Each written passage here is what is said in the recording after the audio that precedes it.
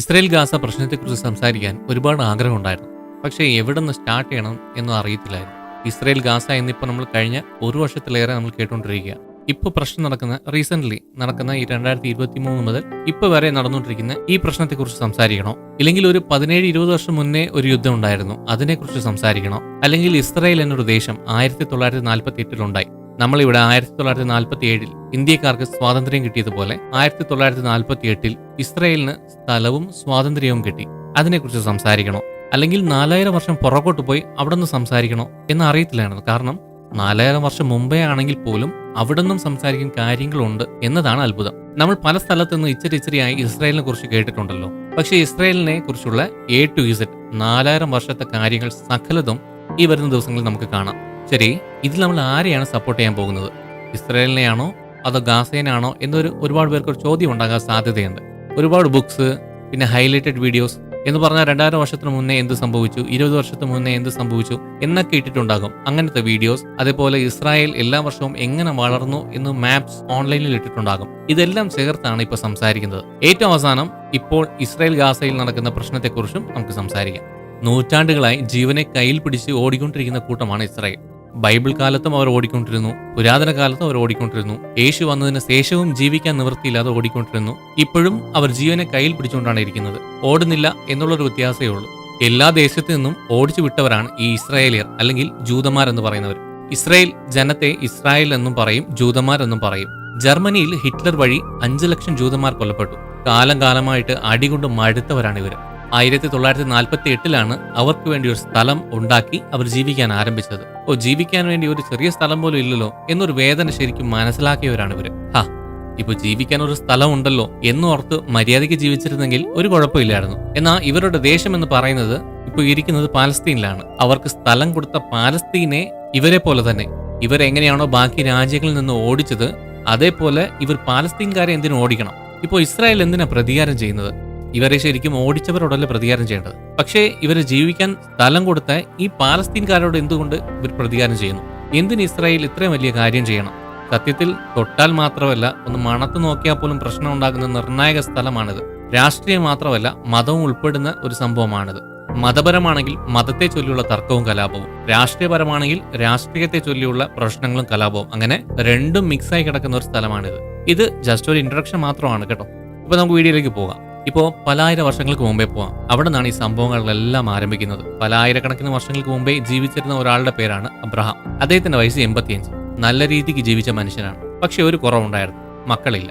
അദ്ദേഹത്തിന്റെ ഭാര്യയ്ക്കും മക്കളില്ലാത്തതിന്റെ സങ്കടം വല്ലാതെ ഉണ്ടായിരുന്നു. പക്ഷെ എന്തു ചെയ്യാനാ, വിധിയെന്ന് വിചാരിക്കാനേ പറ്റത്തുള്ളൂ.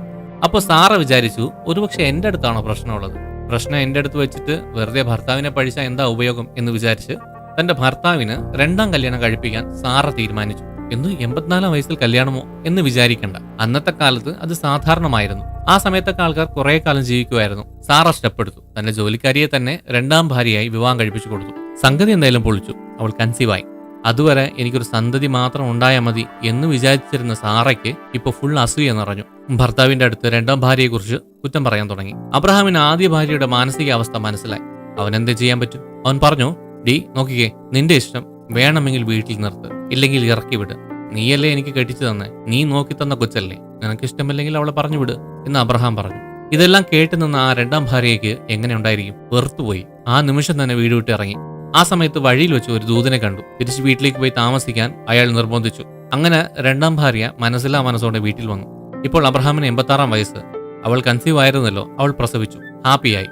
ഈ വയസ്സിലെങ്കിലും കുഞ്ഞുണ്ടായല്ലോ എന്ന് വിചാരിച്ചപ്പോൾ സന്തോഷമാണ്. പക്ഷേ സ്വന്തം ഭാര്യയിൽ, അല്ലെങ്കിൽ ആദ്യ ഭാര്യയിൽ എനിക്കൊരു കുഞ്ഞുണ്ടായില്ലല്ലോ എന്നൊരു സങ്കടം അബ്രഹാമിനുണ്ടായിരുന്നു. അങ്ങനെ നാളുകൾ പോയി, വർഷങ്ങൾ പോയി.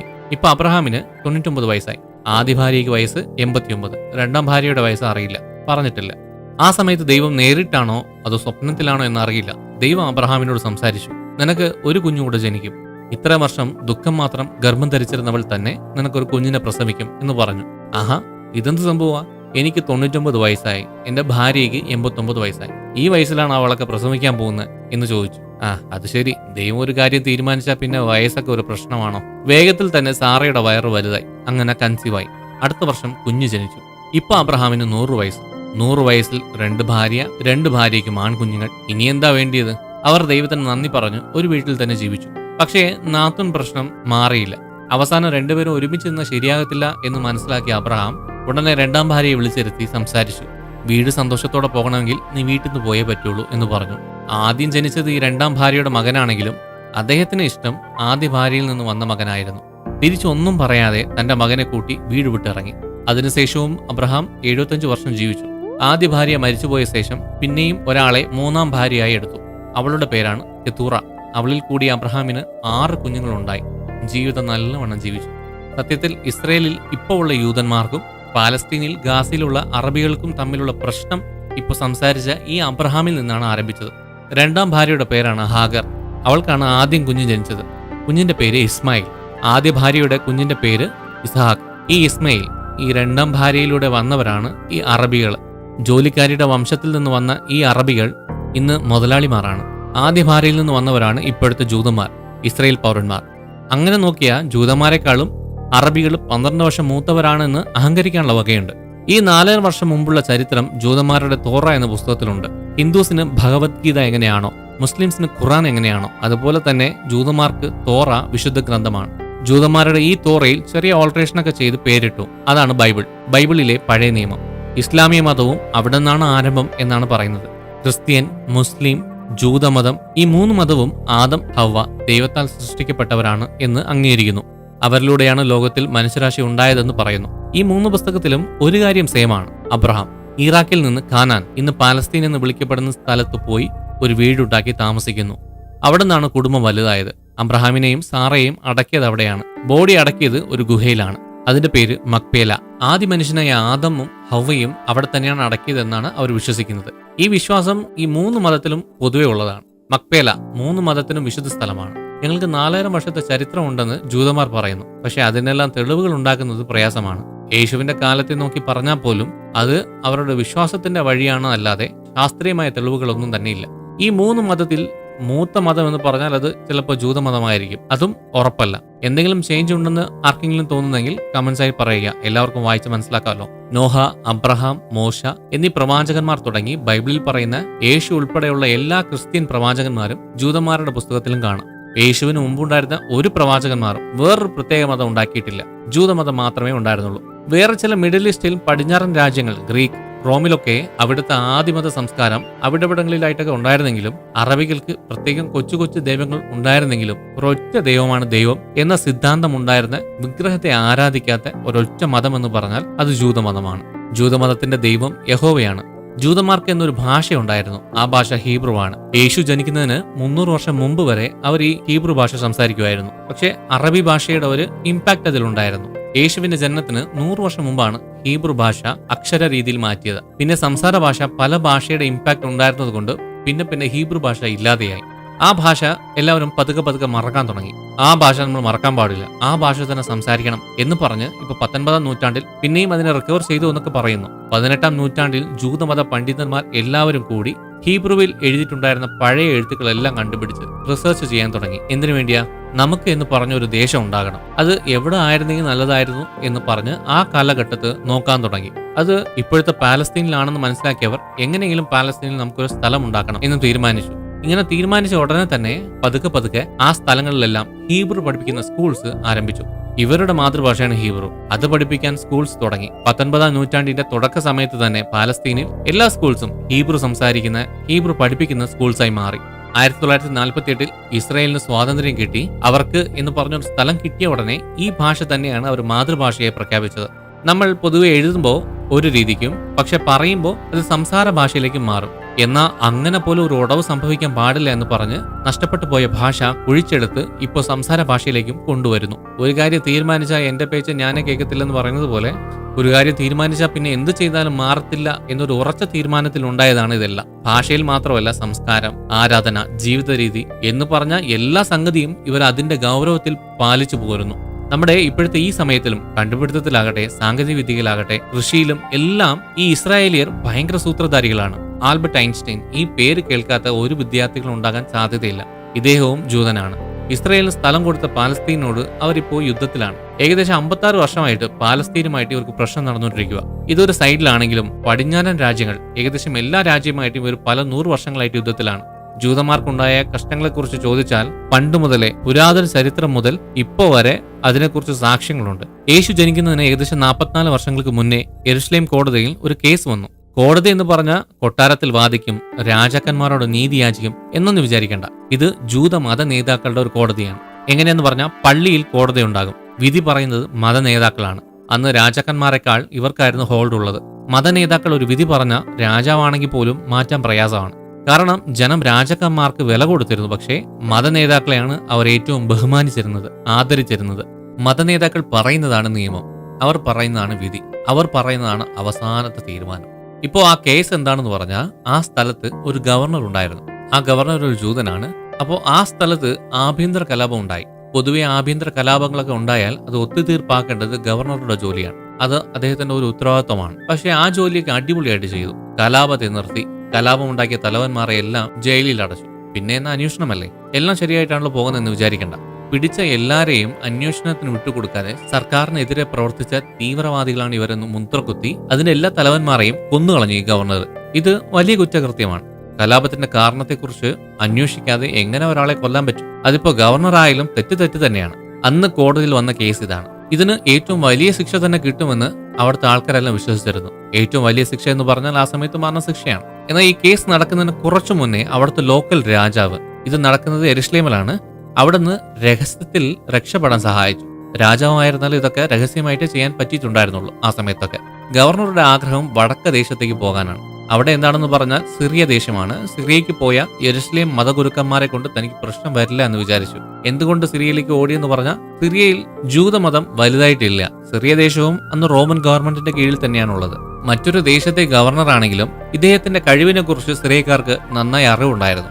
അഭയം ചോദിച്ചു വന്ന ആ പഴയ ഗവർണറെ സ്വീകരിച്ച് അവിടെ തന്നെ ഒരു ചെറിയ സ്ഥലത്തിന് ഗവർണറാക്കി നിയമിച്ചു.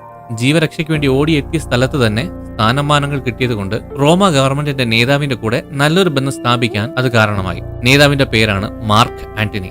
റോമൻ നേതാവായ ഇദ്ദേഹം പിന്നത്തേതിൽ റോമൻ സാമ്രാജ്യത്തിന്റെ രാജാവായി മാറി.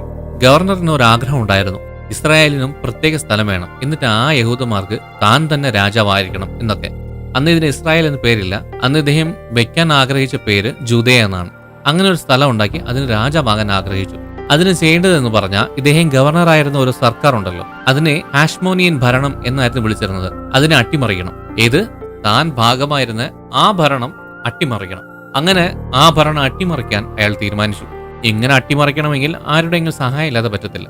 അതിന് ഇദ്ദേഹത്തെ ചേർത്ത് പിടിച്ച് ആ റോമൻ സർക്കാരിന്റെ സഹായം വേണം. നേതാവ് മാർക്ക് ആന്റണിയാണ്. അയാൾ മനസ്സ് വെച്ച് അത് സംഭവിക്കും. ഏകദേശം ഒരു ഏകാധിപതിയുടെ മനസ്സ് പോലെയായി ഈ പഴയ ഗവർണറുടെ മനസ്സ്. വിചാരിച്ച കാര്യം നടത്താൻ എന്തു വേണമെങ്കിലും ചെയ്യാമെന്ന് വിചാരിച്ചു. തക്കം നോക്കി കാത്തിരുന്ന് തന്റെ ആഗ്രഹത്തെ മാർക്ക് ആന്റണിയോട് പറഞ്ഞു. കൂട്ടുകാരനായതുകൊണ്ട് മാർക്ക് ആന്റണിയും ഓക്കെ പറഞ്ഞു. ഈ സംഭവം എല്ലാം യെരുശലേം സർക്കാർ അറിഞ്ഞ ഉടനെ ആ ഗവർണർ എങ്ങനത്തെ ആളാണ് എന്നതിനെക്കുറിച്ച് മാർക്ക് ആന്റണിയെ ബോധിപ്പിക്കാൻ യെരുശലേമിൽ ഉണ്ടായിരുന്ന ഒരു വലിയ ഗ്രൂപ്പ് നേതാക്കൾ സിറിയയിലേക്ക് പോയി. ആ പുള്ളിയെ വിശ്വസിക്കില്ലേ, അയാൾ ചതിയനാണ് എന്നൊക്കെ ഈ പഴയ ഗവർണറെ കുറിച്ച് പറയാൻ. പക്ഷേ പ്രയോജനം ഉണ്ടായില്ല. മാർക്ക് ആന്റണി കാര്യം ബോധിപ്പിക്കാൻ വന്ന ഗ്രൂപ്പിനെ തന്നെ ബന്ദികളാക്കി അവരെ കൊല്ലാൻ ഉത്തരവിട്ടു. എന്നിട്ട് ഒരു കൂട്ടം സൈന്യത്തെ ഈ ഗവൺമെന്റിന് എതിരെ യെരുശലേമിലേക്ക് വിടാൻ കൽപ്പിച്ചു. ക്രമീകരണങ്ങളെല്ലാം നടന്നു. യുദ്ധം ആരംഭിച്ചു. ഏകദേശം 5 മാസം ഈ ഉപരോധം തുടർന്നു. വളരെ ഭയാനകമായ ഒരു ഉപരോധമായിരുന്നു അത്. യെരുശലേം രാജാവല്ലേ ആ ഗവർണറെ രക്ഷപ്പെടാൻ സഹായിച്ചത്. അയാൾക്ക് തന്നെ ഈ ഉപരോധത്തെ പിടിച്ചു നിർത്താൻ കഴിഞ്ഞില്ല. വിശ്വാസവഞ്ചന കാണിച്ച ആ ഗവർണറിന്റെ അടുത്ത് പിടിച്ചു നിൽക്കാൻ പറ്റാതെ ഈ രാജാവിന്റെ ഭരണം വീണു. ആ സ്ഥലം മുഴുവനും ചോരപ്പുഴയായി. ആ സ്ഥലത്തിന്റെ പേരെന്തുവാ? ജൂദയ. അന്നത്തെ ഗവർണർ ഇപ്പോൾ ഇന്നത്തെ രാജാവാണ്. ആ ദേശത്ത് ഈ ഗവർണറെ അറിയാവുന്ന അവിടുത്തെ ജനം ഇനി നമ്മുടെ ജീവിതം എന്താകുമോ എന്നൊന്നും അറിയത്തില്ല എന്ന് വിചാരിച്ച് ഭയന്ന് ജീവിക്കാൻ തുടങ്ങി. യേശു ജനിക്കുന്നതിന് ഒരു 30 വർഷം മുമ്പാണ് ഈ പുള്ളി ഭരണത്തിൽ കയറുന്നത്. പിന്നെ വന്ന 30 വർഷം ഇദ്ദേഹം ജൂദയനെ ഭരിച്ചു. ആ ജൂത ഗവർണറുടെ പേരെന്താണെന്നറിയാമോ? ഹെരോദ്. ഹെരോദ് ഒരു ജൂതനാണ്. പക്ഷേ ഏകാധിപതി ആയ ശേഷം പിന്നെ മതം എന്തിന്, സംസ്കാരം എന്തിന്? തന്റെ സ്ഥാനത്തിനെതിരെ സ്വന്തക്കാരാകട്ടെ, ബന്ധുക്കളായിക്കോട്ടെ, സഹോദരന്മാർ അല്ലെങ്കിൽ അവിടുത്തെ ജനങ്ങൾ ആരുമായിക്കോട്ടെ, അവരെ എല്ലാവരെയും കൊന്നൊടുക്കി. ഏത് റോമൻ രാജാവ് ഇദ്ദേഹത്തെ ജൂദാവിന്റെ രാജാവാകാൻ സഹായിച്ചോ ആ മാർക്ക് ആന്റണി തന്റെ രാഷ്ട്രീയ ശത്രുവായ ഒക്ടേവിയൻ എന്ന ആളിനോട് മത്സരിച്ചു. സ്ഥാനം നഷ്ടപ്പെട്ടു, മരിച്ചുപോയി. തന്റെ ഫ്രണ്ടിനെ കൊന്ന ആളിനോട് പ്രതികാരമല്ലേ പൊതുവെ എല്ലാവരും ചെയ്യാറ്. പക്ഷേ പുതുതായി വന്ന ഒക്ടേവിയന് ഇവിടെ നിന്ന് പിന്തുണ പ്രഖ്യാപിച്ചു. എന്നാ മനുഷ്യനല്ലേ. ഒക്ടേവിയൻ സിറിയ ദേശത്തിന്റെ രാജാവായി. റോമൻ സാമ്രാജ്യത്തിനും ഇദ്ദേഹം തന്നെയാണ് രാജാവ്. സ്വന്തമായിട്ട് അദ്ദേഹം തന്നെ തനിക്ക് വട്ടപ്പേറിട്ടു, അഗസ്തസ് എന്ന്. അഗസ്തസ് രാജാവ്. രാജാവായ ഉടനെ ഇദ്ദേഹത്തെ വിളിച്ച് ബഹുമാനിച്ച് ഒരുപാട് സമ്മാനങ്ങൾ കൊടുത്തു. ആർക്കാ? ഈ പഴയ ഗവർണർ പുതിയ രാജാവിന്. ശരി, രാജാവായി. വർഷങ്ങൾ കഴിഞ്ഞു. തനിക്കെന്ന് പറഞ്ഞൊരു സൈന്യത്തെ ഉണ്ടാക്കണം എന്ന ആഗ്രഹം തോന്നി. ഇദ്ദേഹം ജൂതനാണ്. പക്ഷേ തന്റെ സൈന്യത്തിൽ ജൂതന്മാരെ അധികം ചേർക്കാതെ കൂടുതലും വിദേശ പട്ടാളക്കാരെയാണ് ചേർത്തത്. റോം പിന്നെ ഫ്രാൻസ് ദേശത്ത് നിന്ന് പട്ടാളക്കാരെ കൊണ്ടുവന്ന് ചേർത്തു. അദ്ദേഹം ഗവർണർ ആയിരുന്ന സമയത്ത് ഭാര്യ കുഞ്ഞുങ്ങളെല്ലാം ഉണ്ടായിരുന്നു. അവരെല്ലാവരെയും ഇദ്ദേഹം തന്നെ കൊന്നു. എന്നിട്ട് യെരുശലേമിൽ നിന്ന് ലോറിസ് എന്നയാളെ വിവാഹം ചെയ്തു. അത് പോരാ എന്ന് വിചാരിച്ച് 8 കല്യാണം കൂടെ കഴിച്ചു. എല്ലാം കഴിഞ്ഞ് ഏകദേശം 14 പിള്ളേരുണ്ടാക്കി. 14 പിള്ളേരും. അതെ, പുള്ളിയുടെ മന്ത്രിസഭയിൽ ഇരിക്കുന്ന എല്ലാ മന്ത്രിമാരും പുള്ളിയുടെ തന്നെ കുഞ്ഞുങ്ങളായിരിക്കണം എന്ന് വിചാരിച്ചോ എന്നറിയില്ല. അദ്ദേഹത്തിന്റെ കാലത്താണ് ഒരുപാട് ഇസ്രായേൽ ജൂതന്മാർ വേറെ വഴിയില്ലാതെ നാട് വിടാൻ തീരുമാനിച്ചത്. ഒട്ടും സഹിക്കാൻ പറ്റാത്ത ഭരണം എന്നാണ് പുറത്തുള്ളവരെല്ലാവരും പറയുന്നത്. ഇദ്ദേഹം ഒരു ഭയങ്കര ജൂതവിശ്വാസി ആയതുകൊണ്ട് ഭരണത്തിൽ കയറിയ ശേഷം ജൂതന്മാരുടെ സംരക്ഷണം എന്ന പേരിൽ ഒരുപാട് ചട്ടങ്ങളും നിയന്ത്രണങ്ങളും കൊണ്ടുവന്നു. പക്ഷെ ഇതെല്ലാം വെച്ചിട്ട് ഇദ്ദേഹം ചെയ്ത ഒരു നല്ല കാര്യം എന്ന് പറഞ്ഞാൽ മരുഭൂമിയായ അന്നത്തെ ഇസ്രായേലിൽ സ്വന്തമായിട്ട് സ്ഥലമില്ലാത്ത എല്ലാവർക്കും സ്ഥലം കൊടുത്ത് കൃഷി ചെയ്യാൻ പ്രോത്സാഹിപ്പിച്ചു.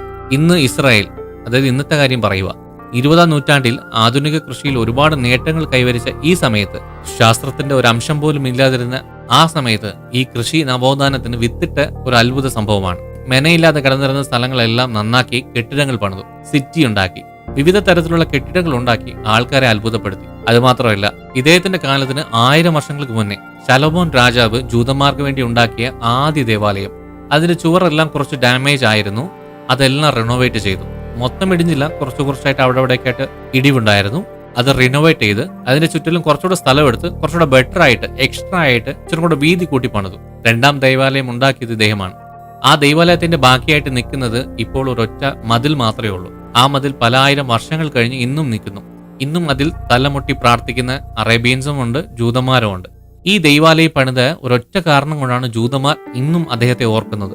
എന്നാൽ ആ സമയത്തുണ്ടായ ആക്രമണങ്ങളൊന്നും വലുതായിട്ട് എഴുതാതെ ഒരു 1 ലൈൻ എന്നതുപോലെ ഒരു ചരിത്ര പുസ്തകത്തിൽ എഴുതി വെച്ചു. അദ്ദേഹം ഭരിച്ചത് 33 വർഷം. ഇദ്ദേഹം ഭരിക്കുന്ന സമയത്ത് തന്നെ ഒരു വലിയ സംഭവം സംഭവിച്ചു. പിന്നത്തേതിൽ ആ സംഭവം ഒരു ചരിത്രമായി മാറി. ഒരു ജനനം. ജനിച്ച സമയത്ത് തന്നെ ഇത് സാധാരണ ഒരു കുഞ്ഞല്ല എന്ന് ദൂതന്മാർ അറിയിച്ച ഒരു ജനനം. ജൂതമതത്തിൽ തന്നെ ഉണ്ടായ ഒരു ജനനം. ജൂതമതത്തിന് പിന്നത്തേതിൽ ഒരു വെല്ലുവിളിയായി മാറാൻ പോകുന്ന ഒരു ജനനം. നേരത്തെ പണിതല്ലോ 2ാം ദേവാലയം. ആ ദേവാലയം ഇടിഞ്ഞു പോകുമെന്ന് നേരത്തെ പ്രവചിച്ചവന്റെ ജനനം. ആ കുഞ്ഞിന്റെ പേരാണ് യേശു. അവിടെ യേശുവാന്ന് വിളിക്കുന്നത്, നമ്മൾ യേശു എന്ന് പറയും. സത്യം പറഞ്ഞ ജൂതമതത്തിന് ആദ്യവും ഏറ്റവും വലിയ വെല്ലുവിളി എന്ന് പറഞ്ഞാൽ അത് ക്രിസ്തുമതം ഉണ്ടായി അത് വ്യാപിച്ച സമയത്താണ്. യേശുവിനെ ജൂതനാണെന്ന് പറഞ്ഞ് സന്തോഷിക്കണോ, അതോ അദ്ദേഹം ദൈവമല്ല, ദൈവത്തിന്റെ പ്രവാചകനല്ല എന്ന് പറഞ്ഞു ഒഴിവാക്കണോ, എന്ത് ചെയ്യണമെന്ന് അറിയാതെ യഹൂദന്മാർ സ്തംഭിച്ചു പോയ കാലഘട്ടം. വല്ലാതെ വിഷമിച്ചു. ദൈവപുത്രനാണെന്ന് ക്രിസ്ത്യൻസ് ആഘോഷിക്കുന്ന യേശുവിനെ ഒരു കലഹക്കാരനായിട്ടേ ജൂതന്മാർ കണ്ടിരുന്നുള്ളൂ. ജൂതമതത്തിന്റെ മഹത്വത്തെ കളയാൻ ഒന്നൊരു കുട്ടിച്ചാത്തനായിട്ടാണ് അവർ കണ്ടിരുന്നത്. യേശുവിനെ കൊല്ലാൻ ഒരുപാട് പ്ലാൻ ഈ പഴയ ഗവർണർ ചെയ്തു. ആരാ? ഹേരോദ്. ബൈബിളിൽ പറയുന്ന ഹേരോദ് രാജാവ് ഇദ്ദേഹമാണ്. ജൂതന്മാരുടെ ചരിത്രത്തിൽ യേശുവിന്റെ ജനനം ഒരു പ്രധാനപ്പെട്ട സംഭവമാണ്. മോശയ്ക്ക് ശേഷം അടുത്ത പ്രവാചകന്റെ വരവ് അവർക്ക് സത്യം പറഞ്ഞാൽ സന്തോഷമുണ്ടാക്കേണ്ടതാണ്. കാരണം ജൂതമതത്തിന്റെ അടിസ്ഥാനം തന്നെ ദൈവത്തിന്റെ പ്രവാചകന് വേണ്ടി കാത്തിരിക്കുന്ന ഒരു മതം എന്നതാണ്. പക്ഷേ യേശുവിന്റെ പ്രസംഗമെല്ലാം 1000 വർഷം അവർ വിശ്വസിച്ച സകലത്തെയും ഉടച്ചു കളയുന്നതായിരുന്നു. അതുകൊണ്ടാണ് അവർ യേശുവിനെ അംഗീകരിക്കാത്തത്. യേശു ജനിച്ചപ്പോൾ തന്നെ ജൂത പുരോഹിതന്മാർ മൈൻഡിൽ സെൻസ് ചെയ്ത് എല്ലാം ബൈബിളിന്റെ അടിസ്ഥാനത്തിൽ മനസ്സിലാക്കി യേശു എന്നയാൾ ജനിക്കും എന്ന് പറഞ്ഞ രാജാവിന്റെ അടുത്ത് പറഞ്ഞു കൊടുത്തു. ഇസ്രായേൽ ജനത്തെ പിന്നത്തേതിൽ ഭരിക്കാൻ പോകുന്നവനാണ് ഇവൻ, ഈ കാലഘട്ടത്തിൽ ജനിക്കും എന്ന് നമ്മുടെ ബൈബിളിൽ എഴുതിയിട്ടുണ്ട് എന്ന എല്ലാ കാര്യങ്ങളും രാജാവിനോട് പറഞ്ഞു കൊടുത്തു. ഇദ്ദേഹം ഗവർണറായിരുന്നു, പിന്നെ രാജാവായ ആളാണ്. അതും പ്രത്യേകിച്ച് ഒരു ഏകാധിപതി. തന്റെ ജനത്തെ ഭരിക്കാൻ വേറൊരാളോ? അവൻ ഭരിക്കും എന്നൊക്കെ കേട്ട ഉടനെ തന്റെ സ്ഥാനത്തിന് പ്രശ്നമാണെന്നും ഭീഷണിയാണെന്നൊക്കെ അയാൾക്ക് തോന്നി. അതുകൊണ്ട് യേശുവിനെ കൊന്നുകളയണം എന്ന് വിചാരിച്ച് ആളുകളെ പറഞ്ഞുവിടുന്നു. ജീവരക്ഷയ്ക്ക് വേണ്ടി യേശുവിന്റെ അപ്പൻ യോസഫ് തന്റെ ഭാര്യയെയും കുഞ്ഞിനെയും എടുത്തുകൊണ്ട് ഈജിപ്തിലേക്ക് പോയി. ഇതറിയാത്ത ഈ ഹേരോദ്, ബെത്ലഹേമിലല്ലേ ജനിക്കുന്നത്, അപ്പൊ ഒരു കാര്യം ചെയ്യും, ബെത്ലഹേമിലുള്ള എല്ലാ കുഞ്ഞുങ്ങളെയും കൊന്നേക്ക് എന്ന് പറഞ്ഞ് കൽപ്പിച്ചു. 1000കണക്കിന് കുഞ്ഞുങ്ങളെ കൊന്നു. ചത്ത കുഞ്ഞുങ്ങളിൽ ഏതെങ്കിലും ഒരു കുഞ്ഞ് യേശു ആയിരിക്കുമെന്ന് അദ്ദേഹം വിശ്വസിച്ചു. ഈ ഏകാധിപതി ജീവനോടുണ്ടായിരുന്ന സമയത്ത് യേശു യെരുശലേമിലേക്ക് വന്നില്ല. രാജാവ് മരിച്ചുപോയി എന്ന് കേട്ടതിന് ശേഷമാണ് അവൻ വീട്ടിലേക്ക് വരാൻ തീരുമാനിച്ചത്. അപ്പോഴാണ് ആ ഏകാധിപതിയുടെ മകനാണ് സ്ഥാനത്ത് കയറിയത്. അവൻ ഏകാധിപതിയുടെ മകനല്ലേ, അവനും തീർച്ചയായിട്ടും ഒരു ഏകാധിപതി തന്നെ ആയിരിക്കുമെന്ന് വിചാരിച്ച് അവർ യെരുശലേമിലേക്ക് പോകാതെ അടുത്തുള്ള സ്ഥലമായ നസ്രയത്തിലേക്ക് പോയി. അപ്പൊ യേശുവിന് വയസ്സ് 8. തന്റെ ടീനേജ് പ്രായത്തിലാണ് യേശു ആദ്യമായിട്ട് യെരുശലേമിൽ വന്നത്. ടീനേജ് യേശുവിന് ഏറ്റവും ഇഷ്ടപ്പെട്ട സ്ഥലവും അതാണ്, പ്രത്യേകിച്ച് ആ ദൈവാലയം. ഇദ്ദേഹത്തിന്റെ കാലത്തിന് 1000 വർഷം മുന്നേ ശലോമോൻ രാജാവ് പണിത ദൈവാലയം. ഈ ഹേരോദ് എന്ന ഏകാധിപതി റെനോവേറ്റ് ചെയ്ത രണ്ടാം ദൈവാലയം. അത് ടീനേജ് യേശുവിന് ഒരുപാട് ഇഷ്ടമാണ്. മണിക്കൂർ കണക്കിന്, ദിവസക്കണക്കിന്, ആഴ്ചക്കണക്കിന് ദേവാലയത്തിൽ തന്നെ ഉണ്ടാകും. അപ്പോഴൊക്കെ യെരുശലേം ജനം ഇവിടെ തെരുവിൽ ഓടി നടന്നുകൊണ്ടിരുന്ന കൊച്ച് പിന്നത്തേതിൽ ഒരു പ്രവാചകനായി അറിയപ്പെടും എന്ന് അറിഞ്ഞിരുന്നില്ല. ദൈവപുത്രൻ വരാൻ പോകുന്നു, വരുന്നു, വന്നുകൊണ്ടിരിക്കുന്നു, വന്നു കഴിഞ്ഞു എന്ന് എപ്പോഴും പ്രസംഗിച്ചുകൊണ്ടിരുന്ന യോഹന്നാന്റെ അടുത്ത് ചെന്ന് യോർദാനിൽ മുങ്ങി സ്നാനപ്പെട്ടു. യേശു പ്രസംഗിച്ചു തുടങ്ങിയ ശേഷം, യേശു സ്പീച്ച് അല്ലെങ്കിൽ മെസ്സേജ് കൊടുക്കാൻ തുടങ്ങിയ ശേഷമാണ് ആൾക്കാർ ഇദ്ദേഹത്തെ ശ്രദ്ധിക്കാൻ തുടങ്ങിയത്. യേശുവിന്റെ പ്രത്യേകത എന്താണെന്ന് പറഞ്ഞാൽ അദ്ദേഹം തന്നെ ദൈവപുത്രൻ, സൺ ഓഫ് മാൻ എന്ന് പറയുമായിരുന്നു. ഇത് വളരെ പ്രധാനപ്പെട്ട വാക്കാണ്. കാരണം യൂത മത ഗ്രന്ഥത്തിലും അങ്ങനെ ഒരാളെയാണ് കാലം കാലമായി കാത്തിരിക്കുന്നത് എന്ന് പറയുന്നു. ആ ഗ്രന്ഥത്തിൽ മനുഷ്യപുത്രൻ എങ്ങനെ ആയിരിക്കുമെന്ന് ചില കുറിപ്പുകളുണ്ട്. അന്ത്യനാളിൽ അവൻ ന്യായം വിധിക്കുന്ന ഒരു ന്യായാധിപതി പോലെ അവൻ വരും എന്ന് പറഞ്ഞിട്ടുണ്ട്. ഒരു സ്വപ്നത്തിൽ ഇത് കണ്ട് പുസ്തകത്തിൽ എഴുതിയത് ദാനിയേൽ എന്ന പ്രവാചകനാണ്. ഇതിൽ പറഞ്ഞിരിക്കുന്നത് എന്നെക്കുറിച്ചാണ് എന്ന് യേശു ഒരിക്കലും പറഞ്ഞിട്ടില്ല. യേശുവിനെ ഇഷ്ടമല്ലാത്ത ആൾക്കാർ യേശുവിനെ ദൈവത്തിന്റെ പ്രവാചകനായി കാണാതെ അവനെ ഒരു കലാപകാരിയായിട്ടേ കണ്ടുള്ളൂ. പക്ഷെ ഇതൊന്നും യേശുവിനെ പിന്തുണയ്ക്കുന്നവരുടെ എണ്ണത്തിൽ കുറയ്ക്കാൻ പറ്റിയില്ല. കാരണം എല്ലാരെക്കാളും ഇദ്ദേഹം ഒരു ദൈവിക സൗഖ്യം കൊടുക്കുന്ന ആളായിരുന്നു. കുരുടന്മാർക്ക് കാഴ്ച കൊടുത്തു, ചെകിടന്മാരുടെ ചെവി തുറന്നു, ഊമകളെ സംസാരിപ്പിച്ചു, ജീവൻ പോയ കുഞ്ഞുങ്ങളെ ജീവിപ്പിച്ചു. ഇങ്ങനെ അദ്ദേഹം ചെയ്ത അത്ഭുതങ്ങളെ ബൈബിളിൽ ഒരു ലോഡ് കണക്കിന് പറഞ്ഞിട്ടുണ്ട്. പിന്നെ അദ്ദേഹത്തിന്റെ സ്പീച്ച്, പ്രസംഗം വളരെ സിമ്പിളായിട്ട് പറഞ്ഞു കൊടുക്കുമായിരുന്നു. കട്ട മലയാളത്തിലല്ല, വളരെ സിമ്പിളായിട്ട് സംസാര ഭാഷയിൽ എന്നതുപോലെ അവിടുത്തെ സംസാര ഭാഷയിൽ തന്നെ യേശു എല്ലാ കാര്യങ്ങളും പറഞ്ഞു കൊടുക്കുമായിരുന്നു. സാധാരണ മനുഷ്യരോടുള്ള അദ്ദേഹത്തിന്റെ സ്നേഹം, ആക്രമികളാകരുത്, ഒരു ചെകിടത്തടിച്ചാൽ മറ്റേത് കാണിച്ചു കൊടുക്കുക എന്ന് പറഞ്ഞു കൊടുത്തതൊക്കെ ഭയങ്കര വ്യത്യാസമായിട്ടാണ് അവർക്ക് തോന്നിയത്. ജൂതന്മാർക്ക് ഒരു ആചാരമുണ്ട്. എല്ലാ വെള്ളിയാഴ്ചയും അവർക്ക് ഫ്രീ ഡേ ആണ്. ഒരു പണിയും ചെയ്യില്ല. ആ ദിവസം മൊത്തം പ്രാർത്ഥനാ ദിവസം എന്ന് മാറ്റിവെക്കും. ആ ദിവസത്തെ ശബത്ത് എന്നാണ് പറയുന്നത്. ഇങ്ങനെ ഒരു ദിവസത്തിൽ, അതായത് വെള്ളിയാഴ്ച ജോലി ചെയ്യാൻ പാടില്ല, അത് സ്വസ്ഥതയുള്ള ദിവസമാണ് എന്നുള്ളത് അവിടുത്തെ നിയമമാണ്. ആ ശബത്ത് ദിവസം ഒരു സാധു മനുഷ്യനായ ഒരു വികലാംഗനെ യേശു കണ്ടു. അവന്റെ കൈ വരണ്ടുപോയതാണ്. അവനെ സൗഖ്യമാക്കി. ഉടനെ മതഗുരുക്കന്മാർ, ഇതെങ്ങനെ ശബത്ത് ദിവസം നീ ഈ കാര്യം ചെയ്യാൻ പറ്റും? ഇത് മതത്തിന് വിരോധമായിട്ടുള്ള കാര്യമാണ് എന്ന് മതഗുരുക്കന്മാർ കുറ്റം പറയാൻ തുടങ്ങി. സത്യത്തിൽ ഇദ്ദേഹം ചെയ്തത് ഒരു ദിവ്യ കാര്യമാണ്. അതെങ്ങനെ ഇതിനെ ഒരു കുറ്റമായിട്ട് പറയാൻ കഴിയുന്നത് എന്ന് മനസ്സിലാകുന്നില്ല. ഉടനെ യേശു മറുപടി പറഞ്ഞു, ശബത്ത് ദിവസം നീ വളർത്തുന്ന ഒരാട് ഒരു കുഴിയിൽ പോയി, ഉടനെ നീ ഇറങ്ങി ആടിനെ പുറത്തെടുക്കില്ലേ? ഇത് തെറ്റാണോ? ആടിനേക്കാളും മനുഷ്യൻ എത്രയെത്ര ശ്രേഷ്ഠതയുള്ളവനാ. അവനെ രക്ഷിക്കുന്നത് എത്ര മനുഷ്യത്വമുള്ള കാര്യമാണ്. പക്ഷേ അതിനെപ്പോലും മതത്തിന് എതിരാണെന്ന് പറഞ്ഞ് യേശുവിനെ കൊല്ലുവാൻ തീരുമാനിച്ചു. ഇത് മാത്രമല്ല, ഇതിനെ പോലെ പല സ്ഥലത്തും വധശ്രമത്തിൽ നിന്ന് രക്ഷപ്പെട്ട് പല സ്ഥലത്തോട്ട് യാത്ര ചെയ്തുകൊണ്ടേയിരുന്നു യേശു. പോകുന്ന സ്ഥലത്തെല്ലാം ജനക്കൂട്ടം കൂടെ പോയി. ഈ സമയത്ത് തന്നെ യെരുശലേമിൽ വലിയ ദേവാലയം ഉണ്ടല്ലോ, ആദ്യം പണിത് പിന്നെ റെനോവേറ്റ് ചെയ്ത രണ്ടാമത്തെ ദേവാലയം. ആ യെരുശലേം ദേവാലയം അവിടെ പതുക്കെ ഓരോ ആൾക്കാരിരുന്ന് വ്യാപാരം ചെയ്ത് അവസാനം ഒരു ചന്ത പോലെയായി. പലിശയ്ക്ക് കൊടുക്കുന്ന ആൾക്കാർ ഒരുപാട് ഉണ്ടായിരുന്നു അവിടെ. ഇത് ചെയ്യുന്നതൊക്കെ തെറ്റാണ്, നിങ്ങൾ ഇതിനെ തെറ്റായ കാര്യങ്ങൾക്ക് യൂസ് ചെയ്യുന്നു എന്ന് ഒരുപാട് പറഞ്ഞ് ഈ ദേവാലയം ഇല്ലാതാകുമെന്ന് അപ്പോഴാണ് അദ്ദേഹം പ്രൊഫസി പറഞ്ഞത്. ദൈവാലയമൊക്കെ പൊളിക്കുമെന്ന് പറയാൻ കൊള്ളവോ?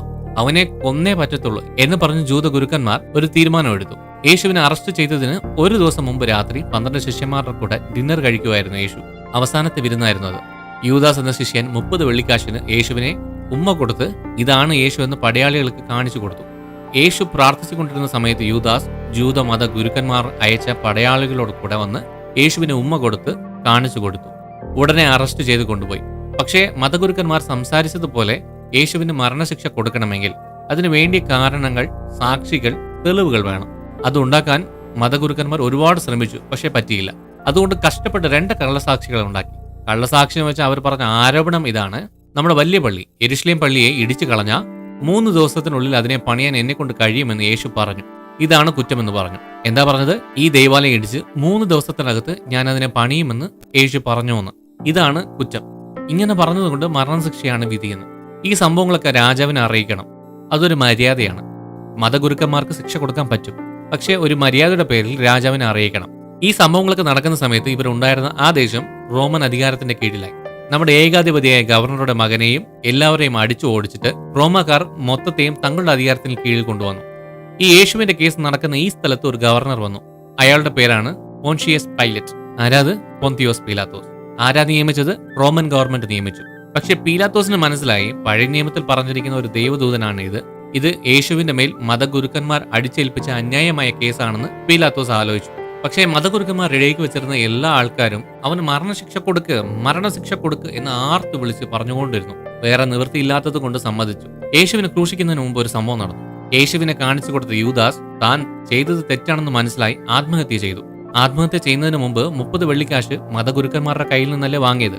അതിനെ തിരിച്ച് അവരുടെ കയ്യിൽ തന്നെ കൊടുത്തിട്ടാണ് വന്നത്. കാശിന് ആഗ്രഹിച്ച് ചെയ്ത കാര്യം അത് യേശുവിന്റെ ജീവനെ എടുക്കും എന്ന് അറിയാതെയാണ് ഈ കാര്യം അവൻ ചെയ്തത്. യേശുവിനെ ഫോളോ ചെയ്ത ജൂതന്മാർക്കും ശിക്ഷിക്കാൻ പറഞ്ഞ മതഗുരുക്കന്മാരെ ഫോളോ ചെയ്ത ആ ജൂതന്മാർക്കും തമ്മിൽ ഒരു ഇരുമ്പ് വന്മതിൽ അവിടെയാണ് ഉരുവായതെന്ന് പറയാം. യൂദാസ് തന്റെ തെറ്റിന് അന്ന് തന്നെ അനുദപിച്ചതും അന്ന് തന്നെ ആത്മഹത്യ ചെയ്തതും ആർക്കും ഒരു സംഭവമായിട്ട് തന്നെ തോന്നിയില്ലായിരുന്നു. യേശുവിന് ശിക്ഷ നടപ്പിച്ചത് AD ആദ്യ നൂറ്റാണ്ടിൽ AD 27-നും AD 36-നും ഇടയ്ക്കെന്നാണ് പറയുന്നത്. ചരിത്രം ഇങ്ങനെയാണ് പറയുന്നത്. അങ്ങനെ നോക്കിയാൽ യേശുവിന്റെ മരണം ഒരു 33 മുതൽ 35 വയസ്സിന്റെ ഇടയ്ക്ക് സംഭവിച്ചു എന്ന് ചരിത്ര അധ്യാപകർ പറയുന്നു. ഏത് പ്രായത്തിൽ മരിച്ചു എന്ന് ഇന്നുവരെ കറക്റ്റായിട്ട് കണ്ടുപിടിച്ചിട്ടില്ല. ക്രൂശിൽ മരിച്ച് പിന്നെ ഉയർത്തെഴുന്നേറ്റ് അവൻ സ്വർഗത്തേക്ക് പോയി എന്ന ക്രിസ്ത്യൻസിന്റെ ഈ വിശ്വാസമാണ് ജൂതന്മാരുടെ അടുത്ത് നിന്ന് ക്രിസ്ത്യൻസിനെ വേർതിരിച്ച് കാണിക്കുന്നതിന്റെ ആദ്യ തെളിവ്. എന്താണെന്ന് പറഞ്ഞാൽ ജൂതന്മാരുടെ വിശ്വാസം അനുസരിച്ച് ദൈവത്തിന്റെ ദൂതന് ഉയർത്തെഴുന്നേൽക്കുക എന്നതില്ല. അവിടെയാണ് ഈ വേർതിരിവ് ആരംഭിക്കുന്നത്. യേശു പിന്നെയും ഉയർത്തെഴുന്നേറ്റു എന്ന് വിശ്വസിച്ചവരാണ് അവർ ജൂതന്മാരാണെങ്കിലും കുറച്ചായി അകന്ന് അവർ ക്രിസ്തുമതം സ്വീകരിക്കാൻ തുടങ്ങിയത്. യേശു പോയതിനു ശേഷം ആ സ്ഥാനത്ത് നിന്ന് അല്ലെങ്കിൽ അതിനെ ഏറ്റെടുത്ത് നടത്തിയതെന്ന് പറയുന്നത് ജെയിംസ്, അതായത് യാക്കോബ് എന്ന് പറയുന്നു. അദ്ദേഹത്തെ ഫോളോ ചെയ്തു വന്ന ജൂതജനങ്ങളാണ് പിന്നത്തേതിൽ ക്രിസ്ത്യൻസ് ആയിട്ട് മാറുന്നത്. പക്ഷേ അത് കാരണം ആ യാക്കോബിനെയും ജൂതന്മാർ കല്ലെറിഞ്ഞു കൊന്നുകളഞ്ഞു. AD 62-ലാണ് സംഭവം.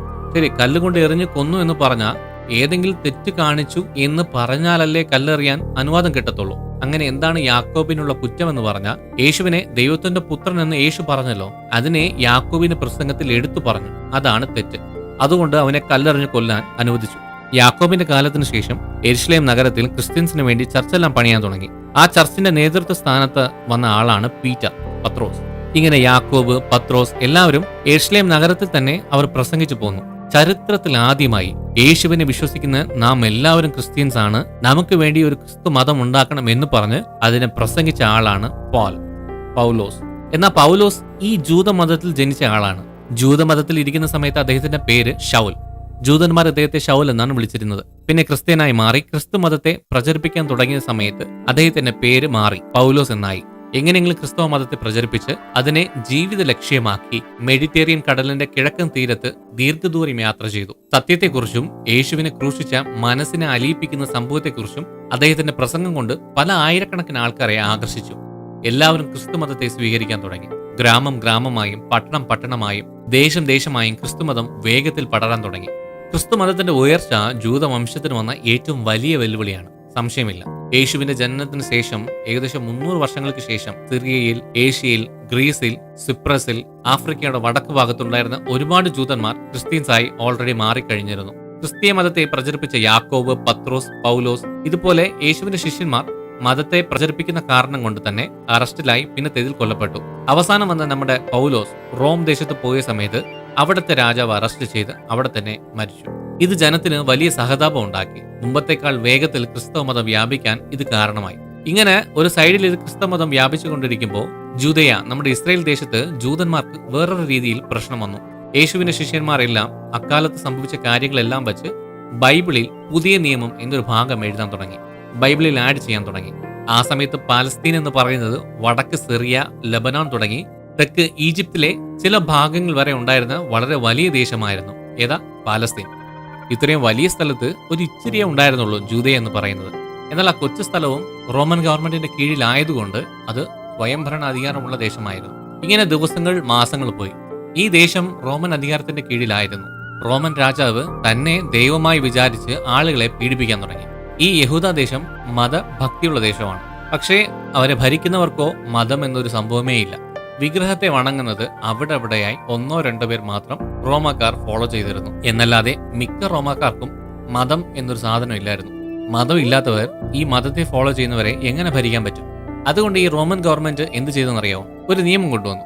ഈ ദേശത്തെ ഭരിക്കുന്ന രാജാവാണ് നിങ്ങളുടെ ദൈവം എന്നൊരു നിയമം കൊണ്ടുവന്നു. എങ്ങനെ? രാജാവ് തന്നെ ദൈവം എന്നൊരു നിയമം. യേശു ജനിച്ചതിന് ശേഷം 40-ാം വർഷമാണ് ഈ നിയമം കൊണ്ടുവന്നത്. ആ സമയത്ത് റോമൻ രാജാവായിരുന്നത് കലിഗുലയാണ്. ഇനി റോമ സാമ്രാജ്യത്തിനുള്ളിലുള്ള എല്ലാ സ്ഥലത്തുമുള്ള ദേവാലയങ്ങളിലും എന്റെ പ്രതിമ മാത്രമേ വയ്ക്കാൻ പാടുള്ളൂ, എന്നെ മാത്രമേ വണങ്ങാവുള്ളൂ, എന്നെ മാത്രമേ സേവിക്കാവുള്ളൂ എന്ന് പറഞ്ഞൊരു വ്യത്യസ്തമായ നിയമം പാസാക്കി. ഇതിനെ ജൂതന്മാർക്ക് സ്വീകരിക്കാൻ പറ്റുന്നതല്ലായിരുന്നു. ജൂതന്മാർക്ക് ഒരൊറ്റ ദൈവം, അതിനെ അല്ലാതെ വേറെ ഒന്നിനെയും വണങ്ങാൻ ഇവർ തയ്യാറല്ലായിരുന്നു. ഇസ്ലാം മതം ഉരുവാകുന്നതിന് മുന്നേ തന്നെ ഒരു ദൈവം എന്ന ആശയത്തെ ഉള്ളവരാണ് ജൂതമതം. അതുകൊണ്ട് ഇവർ സമരം ചെയ്യാൻ തീരുമാനിച്ചു. ഇങ്ങനത്തെ ഒരു നിയമത്തെ ഞങ്ങൾ അനുസരിക്കില്ല എന്ന് കാണിച്ചു കൊടുത്തു. ഇതെല്ലാം കണ്ട ആ ദേശത്തിന്റെ ഗവർണർ കാര്യങ്ങളെ വ്യക്തമായി പറഞ്ഞു കൊടുക്കാൻ കലികുല ഉണ്ടായിരുന്നത് റോമൻ രാജ്യത്തിന്റെ തലസ്ഥാനത്തായിരുന്നു. അങ്ങോട്ടേക്ക് പോയി. ജൂതന്മാരുടെ ആരാധനശീലം ആയിരം വർഷങ്ങൾ പഴക്കമുള്ളതാണ്. പെട്ടെന്നൊരു ദിവസം ഒരു നിയമം കൊണ്ടുവരുന്നു, എന്നെ രാജാവായി വണങ്ങണമെന്ന് പറഞ്ഞാൽ ജനം സ്വീകരിക്കത്തില്ല എന്ന് ഡയറക്റ്റ് പറയാതെ, ഓപ്പൺ ആയിട്ട് പറയാതെ, ഇച്ചിരി കറക്കി ചുറ്റി വളച്ചൊക്കെ പറഞ്ഞു. കലികുലയ്ക്ക് ദേഷ്യം വന്ന അയാളെ അവിടെ തന്നെ കൊന്നുകളയും. പക്ഷേ പുള്ളിയുടെ നല്ല കാലത്തിന് ശരി, ജൂതന്മാർ വസിക്കുന്ന സ്ഥലത്ത് മാത്രം എന്റെ പ്രതിമ എല്ലാ പള്ളികളിലും വെച്ചിട്ടുണ്ടാകുമല്ലോ, ജൂതന്മാരുടെ സ്ഥലത്ത് വെച്ചിരിക്കുന്നത് മാത്രം തിരിച്ചെടുത്തേക്ക് എന്ന് നിയമത്തെ പിൻവലിച്ചു. എന്നാലും സമരം ചെയ്തതുകൊണ്ട് അറസ്റ്റ് ചെയ്ത ജൂതന്മാരെ ക്ഷമിക്കാൻ തയ്യാറായില്ലായിരുന്നു. അവർക്കെല്ലാവർക്കും കൊടുത്ത ശിക്ഷ എന്താണെന്ന് അറിയാമോ? മരണശിക്ഷ. പക്ഷെ അവരുടെ ഒരു ഭാഗ്യം എന്ന് പറയാം. ശിക്ഷ നടപ്പാക്കുന്നതിന് മുമ്പ് അപ്രതീക്ഷിതമായി റോമൻ രാജാവ് കലികുല രാഷ്ട്രീയ വിരോധികളാൽ കൊല്ലപ്പെട്ടു. അവന് ശേഷം അടുത്തയാൾ അവിടെ രാജാവായി. റോമിലുണ്ടായ ഭരണ അട്ടിമറി കാരണം ഇവിടെ ജൂതന്മാർ രക്ഷപ്പെടാൻ സഹായമായി. ആ സമയത്തൊക്കെ സ്വാതന്ത്ര്യത്തിനുള്ള അപേക്ഷയോ പ്രത്യേക ദേശമെന്ന റിക്വസ്റ്റോ ചെയ്യാനുള്ള അധികാരം അവരുടെ അടുത്തില്ലായിരുന്നു. പാലസ്തീൻ എന്ന വലിയ രാജ്യത്തിലുള്ള പല ദേശവും ഇങ്ങനെ റോമൻ ഗവൺമെന്റിന്റെ അധികാരത്തിന്റെ കീഴിൽ തന്നെയായിരുന്നു ഉണ്ടായിരുന്നത്. അതുകൊണ്ട് തന്നെ ആർക്കും സ്വാതന്ത്ര്യം വേണമെന്നോ പ്രത്യേക ദേശമാകണമെന്നോ ഒരു ചിന്ത അവർക്കുണ്ടായിരുന്നില്ല.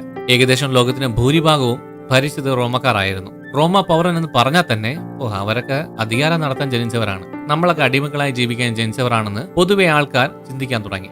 യേശുവിന്റെ ജനനത്തിന് ശേഷം 66 വർഷത്തിൽ ആദ്യമായി ഒരു കലാപം ഉണ്ടാകുന്നു. കലാപം ഉണ്ടാക്കിയത് ജൂതന്മാർ തന്നെയാണ്. യെരുശലേമിനെ പൂർണ്ണമായിട്ടും റോമാക്കാരുടെ അധികാരത്തിൽ നിന്ന് മാറ്റി ജൂതമത സാമ്രാജ്യം ഉണ്ടാക്കണം എന്ന ഉദ്ദേശത്തിൽ ആ കലാപത്തെ ഷിലോറ്റ് എന്ന സംഘടനയുടെ നേതൃത്വത്തിൽ നടത്തി. ഈ സംഘടനയുടെ ആൾക്കാരുടെ എണ്ണം നോക്കിയാൽ വളരെ കുറച്ചു പേർ മാത്രമേ ഉണ്ടായിരുന്നുള്ളൂ. ഈ കലാപം ജനത്തിന് സന്തോഷമുണ്ടാക്കിയില്ല, പകരം ഭയം ഉണ്ടാക്കി. കാരണം ഇവർ എതിർക്കുന്നത് ഒരു സാധാരണ ദേശത്തെയോ അല്ലെങ്കിൽ ഒരു ചെറിയ ദേശത്തെ രാജാവിനെ അല്ല, വലിയ റോമൻ സാമ്രാജ്യത്തിന്റെ രാജാവിനെ എതിർത്ത് വിപ്ലവം ഉണ്ടാക്കുന്നു. ഇത് ഭയങ്കര അപകടകരമാണെന്ന് എല്ലാവരും വിചാരിച്ചു. പക്ഷേ ഈ വിപ്ലവകാരികൾ ഈസി ആയിട്ട് അവരുടെ ദേശത്തുണ്ടായിരുന്ന റോമൻ ഗവർണറിനെയും അവരുടെ സൈന്യത്തെയും ചിത്രിച്ചു. യെരുശലേമിനെ പിടിച്ചെടുത്തു. മാത്രമല്ല ഇസ്രായേലിന്റെ പടിഞ്ഞാറൻ തീരപ്രദേശം, ഇപ്പൊ വെസ്റ്റ് ബാങ്ക് എന്ന് പറയുമല്ലോ, അത് ഇപ്പൊ പ്രത്യേക ദേശമാണ്. ഈ വെസ്റ്റ് ബാങ്ക് ഭാഗത്ത് പടിഞ്ഞാറൻ തീരപ്രദേശങ്ങളിലും കുറച്ച് സ്ഥലങ്ങൾ ഇവർക്ക് കൈവശപ്പെടുത്താൻ പറ്റി. എങ്ങനെയെങ്കിലും ഒരു ജൂതരാഷ്ട്രം ഉണ്ടാക്കണം എന്ന് ഇവരുടെ ആഗ്രഹം അടുത്ത ഒരു വർഷത്തിൽ തന്നെ എല്ലാം ഇല്ലാതെയായി. എന്താണെന്ന് പറഞ്ഞാൽ റോമ സൈന്യം എത്രയും വേഗത്തിൽ തിരിച്ചാക്രമിക്കാൻ തുടങ്ങി. കുറച്ചായിട്ട് നഷ്ടപ്പെട്ട സ്ഥലങ്ങളെ റോമ സൈന്യം വീണ്ടെടുക്കാൻ തുടങ്ങി. AD 70 സമയങ്ങളിൽ, യേശു ജനിച്ച് 70-ാം വർഷത്താണ് ഇത് സംഭവിക്കുന്നത്. ഒരു ജലപ്രളയം പോലെ ഇസ്രായേലിന്റെ അകത്ത് കടന്ന റോമ സൈന്യം ഒരു സ്ഥലം വിടാതെ എല്ലാവരെയും അടിച്ച് ഇല്ലാതെയാക്കി കൊന്നുകളഞ്ഞു. കലാപകാരികൾ ഉണ്ടായിരുന്നോ എന്ന് ചോദിക്കുന്ന രീതിയിൽ മൊത്തത്തിൽ ഇല്ലാതെയാക്കി കളഞ്ഞു. അങ്ങനെ ആ കലാപകാരികൾ അപ്രത്യക്ഷമായി. യെരുശലേം ഉൾപ്പെടെ കലാപകാരികളാൽ കൈവശപ്പെടുത്തപ്പെട്ട എല്ലാ സ്ഥലത്തെയും മൊത്തത്തിൽ പൊട്ടിച്ചെതറിച്ചു.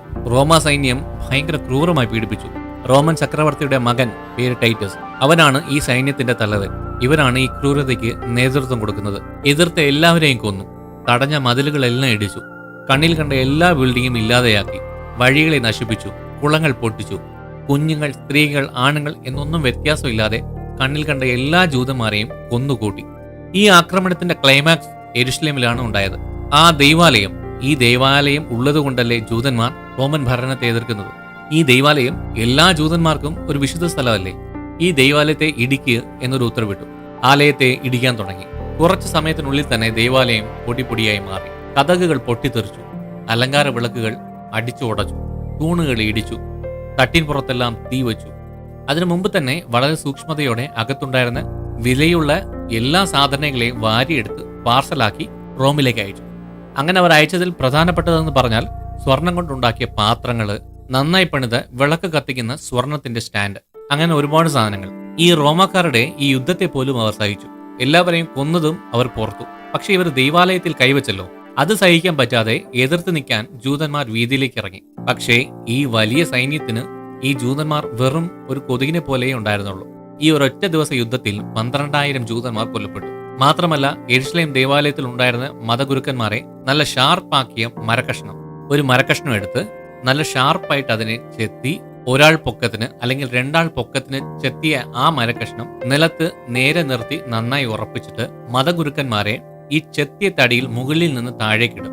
മലദ്വാരത്തിന്റെ അകത്ത് കയറി ഗുരുക്കന്മാരുടെ വായിലൂടെ ഈ മരക്കഷ്ണം പുറത്തു വരും. വളരെ ക്രൂരമായുള്ള മരണശിക്ഷ കൊടുത്തു.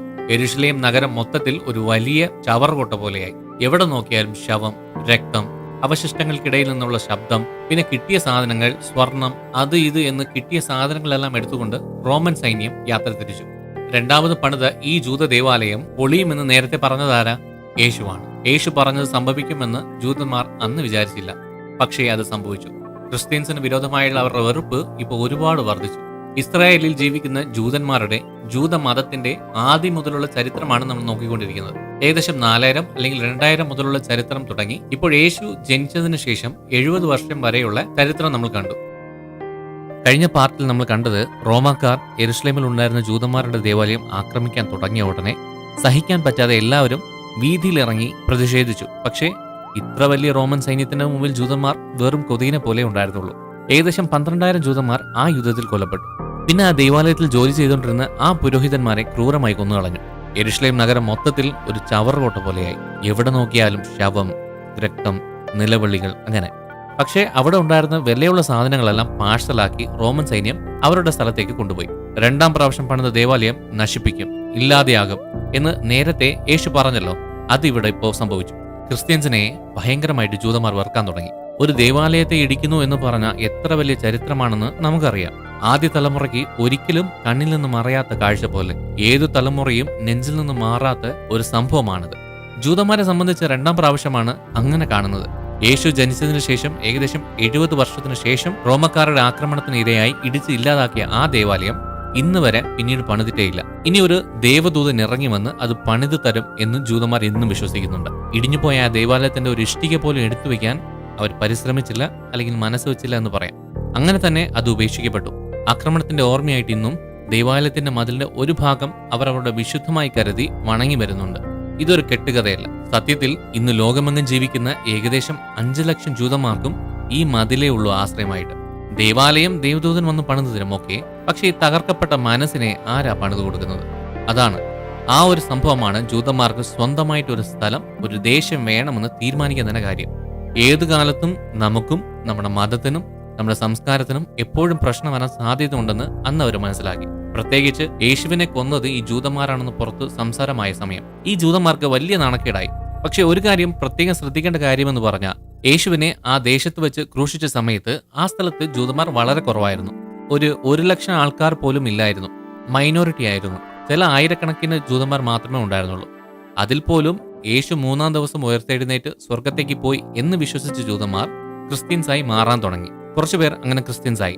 അങ്ങനെ ആദ്യ സമയത്ത് മാറിയല്ലോ. അവർ തന്നെ ജൂതന്മാർ യേശുവിനെ കൊന്നു, ജൂതന്മാർ യേശുവിനെ ക്രൂശിച്ച് ഇല്ലാതാക്കി കളഞ്ഞു, ക്രൂശിച്ച് കൊന്നു കളഞ്ഞു എന്ന് പറഞ്ഞ് ശപിക്കാൻ തുടങ്ങി. വേറെ ജാതിക്കാർ പോലും ഇങ്ങനെ പറഞ്ഞിട്ടില്ല. പ്രത്യേകിച്ച് ഈ അറബികൾ ജൂതന്മാരെ കുറിച്ച് ഇങ്ങനെ കുറ്റപ്പെടുത്തിയതേയില്ല. ഈ സംഭവങ്ങളൊക്കെ നടക്കുന്ന സമയത്ത് പാലസ്തീൻ അറബികൾ വെറും കാഴ്ചക്കാർ മാത്രമായിരുന്നു. അവരുടെ ദേവദൂതൻ ആ സമയത്ത് ജനിച്ചിട്ടില്ല. കുറച്ച് നൂറ്റാണ്ടുകൾ കൂടെ അവർ വെയിറ്റ് ചെയ്യേണ്ടി വരും. അതുവരെ അവർക്ക് അറിയാവുന്ന കൊച്ചു കൊച്ചു ദൈവങ്ങളെ, പ്രത്യേകിച്ച് കല്ലിനെ നിർത്തി അതിനെ പ്രതിഷ്ഠിച്ച് അതിനെ വണങ്ങിയും സേവിച്ചും പോന്നു. അറബികളുടെ വിഗ്രഹാരാധന പറയുന്നത് അവിടെ ഇവിടെയൊക്കെ വളരെ അപൂർവമായിട്ടേ ഉണ്ടായിരുന്നുള്ളൂ. സത്യത്തിൽ അന്നത്തെ പ്രശ്നം എന്ന് പറയുന്നത്, അന്നത്തെ യുദ്ധം എന്ന് പറയുന്നത് ശരിക്കും പറഞ്ഞാൽ അറബികൾക്കും ജൂതന്മാർക്കും തമ്മിലല്ലായിരുന്നു, മുസ്ലിംസിനും ജൂതന്മാർക്കും തമ്മിലല്ലായിരുന്നു. അന്നത്തെ പ്രശ്നം പുതുതായി ജനിച്ച ക്രിസ്ത്യൻസിനും ജൂതന്മാർക്കും തമ്മിലായിരുന്നു. ജൂതന്മാർക്കും അവരെ ഇല്ലാതാക്കി നശിപ്പിച്ച റോമക്കാർക്കും തമ്മിലായിരുന്നു. ജൂതന്മാരെന്ന് പറയുന്നത് ദൈവത്താൽ തെരഞ്ഞെടുക്കപ്പെട്ട ഒരു വംശം എന്നൊരാശയത്തെ മുൻനിർത്തി ജൂതന്മാർക്ക് തമ്മിലുള്ള ഐക്യത്തെ നിലനിർത്താൻ ശ്രമിച്ചു.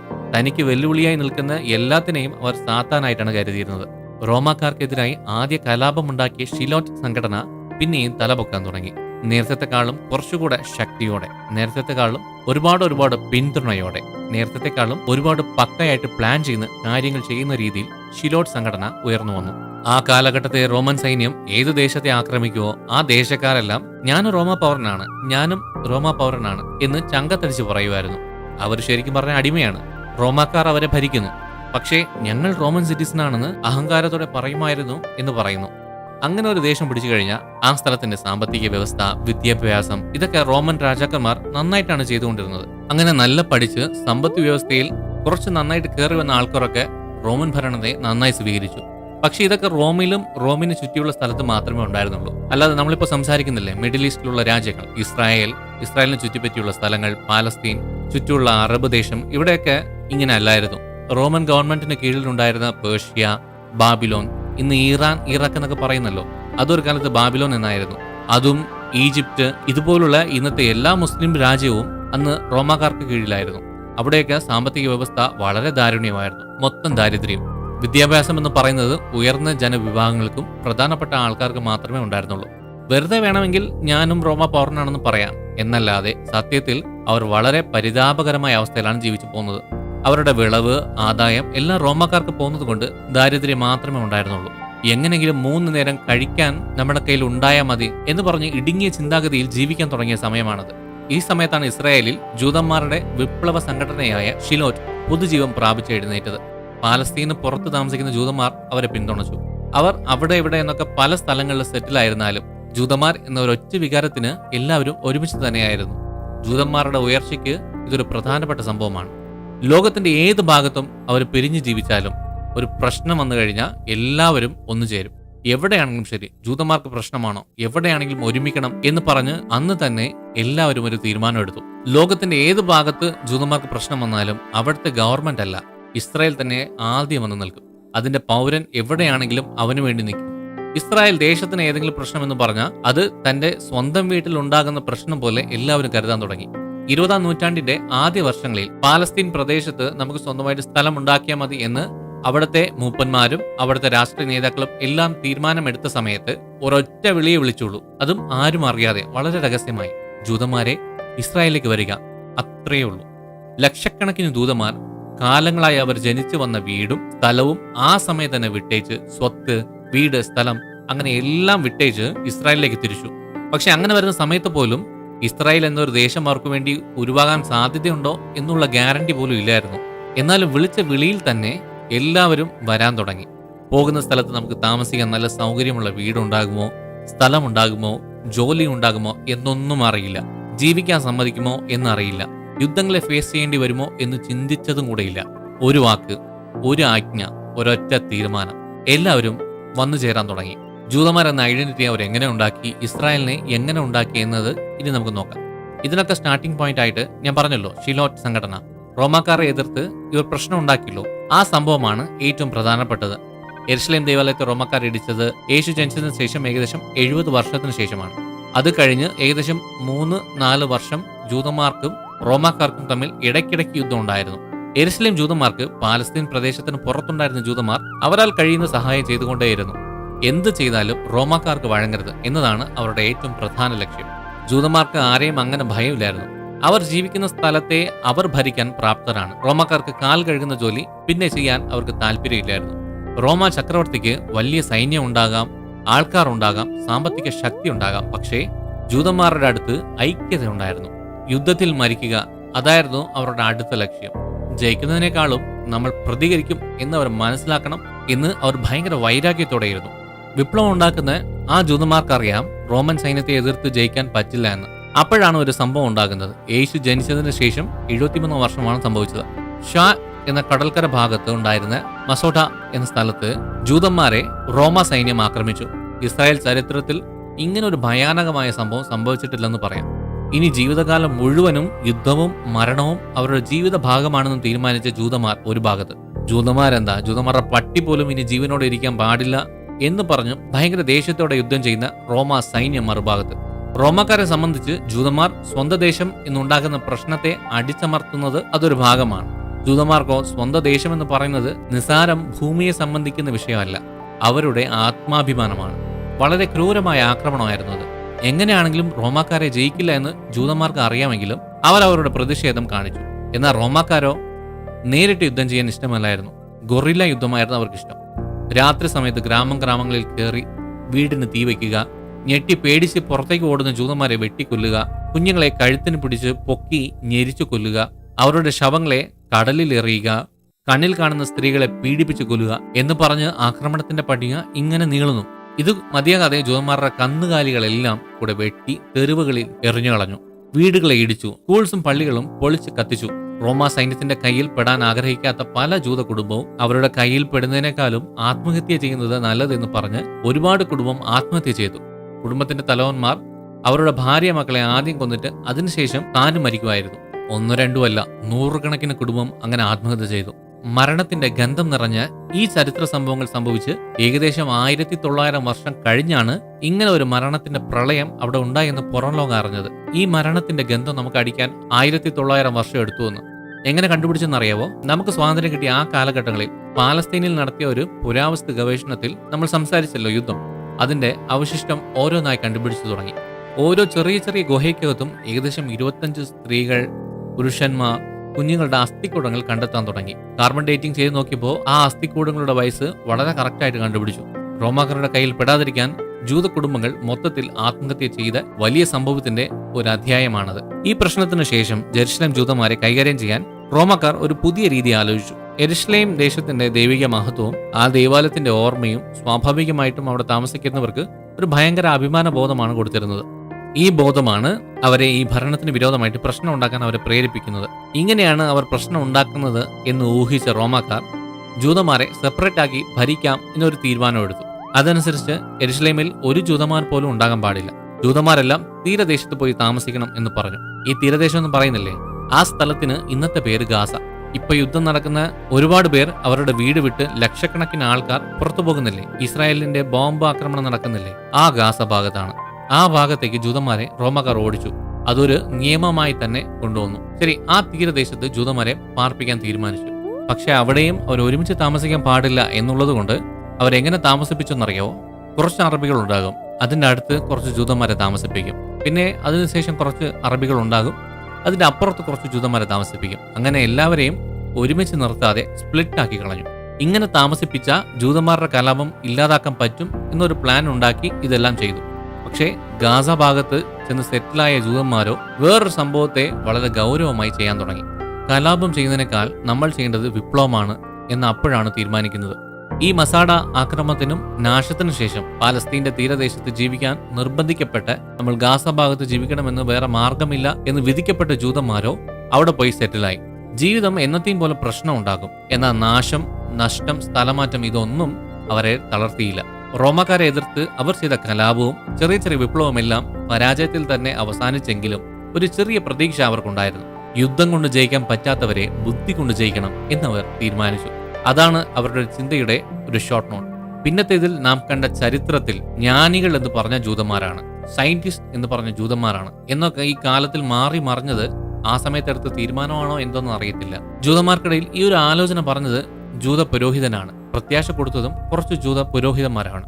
റോമാക്കാർ ജൂത ദേവാലയം നശിപ്പിക്കുമെന്ന് മുമ്പേ കുറച്ചു വർഷങ്ങൾക്ക് മുന്നേ ദേവാലയത്തിൽ തന്നെ ജീവിച്ച ജോഹനാൻ ബി സക്കായ് എന്ന പുരോഹിതൻ നേരത്തെ പ്രവചിച്ചു എന്ന് പറയുന്നു. അദ്ദേഹത്തിന്റെ പേര് സക്കായ്.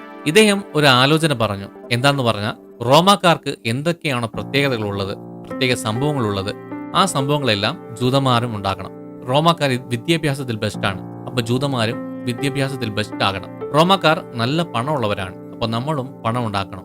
അവരുടെ സാംസ്കാരിക അഭിമാനത്തിന് ജൂതന്മാരുടെ അഭിമാനവും ഒരു രീതിയിലും കുറഞ്ഞതല്ല എന്നത് ഈ ലോകത്തിന് കാണിച്ചു കൊടുക്കണം. നമ്മുടെ ദേശത്തേക്ക് ആർക്ക് വേണമെങ്കിലും വരാം, പക്ഷേ നമ്മുടെ വംശത്തിൽ കയറാൻ ആർക്കും പറ്റത്തില്ല. ഒരുമിച്ച് ജീവിക്കാൻ സമ്മതിച്ചില്ലെങ്കിലും മനസ്സുകൊണ്ട് എപ്പോഴും ഒരുമിച്ച് ജീവിക്കുന്നവരാണെന്ന് മറ്റുള്ളവർ മനസ്സിലാക്കണം. ഒരു വലിയ ജൂത സാമ്രാജ്യം, ഒരു ജൂത ദേശം ഉണ്ടാക്കണം. ആ വലിയ സ്വപ്നത്തിന്റെ ആദ്യ സ്റ്റെപ്പ് എടുത്തത് ഈ ജൂത പുരോഹിതനാണ്. ബുദ്ധി കൊണ്ട് ജയിക്കുന്നത്, അതാണ് ആ സ്റ്റെപ്പ്. ജൂതന്മാരുടെ മനസ്സിൽ മന്ത്രിച്ചു വിട്ടതുപോലെ ആ വാക്ക് അങ്ങ് പറ്റിപ്പിടിച്ചു. അന്നു മുതൽ വിപ്ലവം പൂർണ്ണമായിട്ട് അവർ വിട്ടു. നേരെ മറിച്ച് അവരുടെ മക്കളെ നന്നായി പഠിപ്പിച്ചു. ജൂതന്മാരുടെ ഇന്നത്തെ ഈ വളർച്ച അവർ അന്ന് എടുത്ത തീരുമാനത്തിന്റെ റിസൾട്ടാണ്. ഈ സാക്കായ് പുരോഹിതൻ വേറെ കുറച്ച് പുരോഹിതന്മാരെ കൂട്ടിക്കൊണ്ട് റോമിലേക്ക് പോയി ചക്രവർത്തിയെ കണ്ടു. ഇനി മേലാൽ ജൂതന്മാർ പ്രശ്നം ഉണ്ടാക്കില്ല എന്ന് ഉറപ്പ് കൊടുത്തു. എങ്ങനെ ഒരു റോമ പൗരൻ സമാധാനത്തോടെ ജീവിക്കുന്നു, അതേപോലെ ജൂതനും ജീവിക്കും എന്ന് വാക്ക് പറഞ്ഞു. പക്ഷെ അതിന് പകരം ഒരു കാര്യം മാത്രം അവർ ചോദിച്ചു. ഇപ്പോൾ ഞങ്ങളെ നിർബന്ധിച്ച് ഗാസ തീരത്ത് താമസിപ്പിച്ചു, അതും സെപ്പറേറ്റ് ആക്കി. അത് ഞങ്ങൾക്ക് കുഴപ്പമില്ല.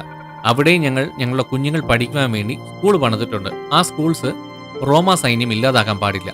സിലബസ് ഞങ്ങൾ തീരുമാനിക്കും, അതിൽ ഇടപെടരുത്, അത്രയേ ഉള്ളൂ എന്ന് പറഞ്ഞു. ഇത് പറഞ്ഞ ഉടനെ ചക്രവർത്തി അത്രേ ഉള്ളോ, ശരിയെന്ന് സമ്മതിച്ചു. സ്കൂൾസിനെ ഇടിക്കാൻ പാടില്ല, മതപരമായ പഠിപ്പിക്കലുകൾ തടസ്സം ചെയ്യാൻ പാടില്ല, അത്രയല്ലേ ഉള്ളൂ, നടക്കട്ടെ എന്ന് പറഞ്ഞു. പക്ഷേ ഇതിനകത്താണ് ഒരു രഹസ്യമുള്ളത്. സക്കായ് പുരോഹിതന്റെ ഈ അഭ്യർത്ഥന ജൂതവംശം നശിക്കാതിരിക്കാനുള്ള ഒരു സംരക്ഷണ വലയമാണ്. വിദ്യാഭ്യാസം വളർന്ന് അവരുടെ മതവും വളർന്ന് ജനത്തിന് അറിവ് വളർന്നു എന്ന് പറഞ്ഞാൽ എന്താ അർത്ഥം? ഒരു വംശത്തിലുള്ള എല്ലാവരും പഠിക്കാൻ തുടങ്ങിയാൽ തന്നെ സ്വതന്ത്ര ദേശം എന്നൊരു വിത്ത് അവർ പോലും അറിയാതെ ആ പഠനം അവർക്ക് കൊടുക്കും. നന്നായിട്ട് പഠിച്ചവരാണെങ്കിൽ സ്വാതന്ത്ര്യത്തിനായിട്ട് എന്തെങ്കിലും ചെയ്യണം എന്ന ആലോചന ഉണ്ടാകും. എല്ലാവരും നന്നായി പഠിച്ചവരാണെങ്കിൽ നമ്മൾ യുദ്ധത്തിൽ ജയിക്കണം. അത് രണ്ടാമതാണ്. ആദ്യം നമ്മുടെ വംശം നശിക്കാതെ ഇരിക്കാൻ നമ്മൾ നോക്കണം എന്നതിൽ വളരെ ശ്രദ്ധിക്കും. പഠിച്ചവരാണെങ്കിൽ നോക്കിക്കേ, കുടുംബത്തെ ഏകദേശം സെറ്റിലാക്കിയ ശേഷം ഇപ്പൊ കുടുംബം സേഫായി, സെറ്റിലായി, ഇനി വേണമെങ്കിൽ വിപ്ലവം ഉണ്ടാക്കാം, ഇനി നാടിന് വേണ്ടി എന്തെങ്കിലും ചെയ്യാം, ഇനി നാടിന് വേണ്ടി നല്ലത് ചെയ്യാം, ഇനി രാഷ്ട്രത്തിൽ പോകാം, എന്ത് വേണമെങ്കിലും ചെയ്യാം എന്ന് പറഞ്ഞ് ആദ്യം തന്റെ കുടുംബത്തെ ഒരു സേഫ് ലൈനിൽ കൊണ്ടുവരാൻ ശ്രമിക്കും. അതിനുശേഷമേ റിസ്ക് എടുക്കാൻ നോക്കത്തുള്ളൂ.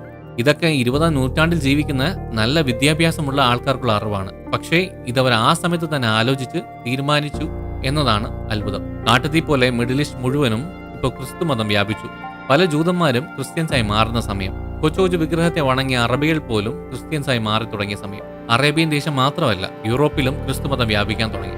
പാലസ്തീൻ ദേശത്തുടനീളം ക്രിസ്ത്യൻ മിഷണറിമാർ എഴുന്നേക്കാൻ തുടങ്ങി. കൂട്ടമായി ഒരുപാട് ക്രിസ്ത്യൻ മിഷണറിമാർ പ്രസംഗിക്കാൻ ദേശങ്ങൾ കടന്നു പോകാൻ തുടങ്ങി. ക്രിസ്തുമതം ഏത് ദേശത്താണോ പോകുന്നത് അവിടുത്തെ സംസ്കാരം, ജീവിത രീതികൾ എല്ലാം സ്വീകരിക്കും. അതൊന്നും തെറ്റല്ല എന്ന് പറയും.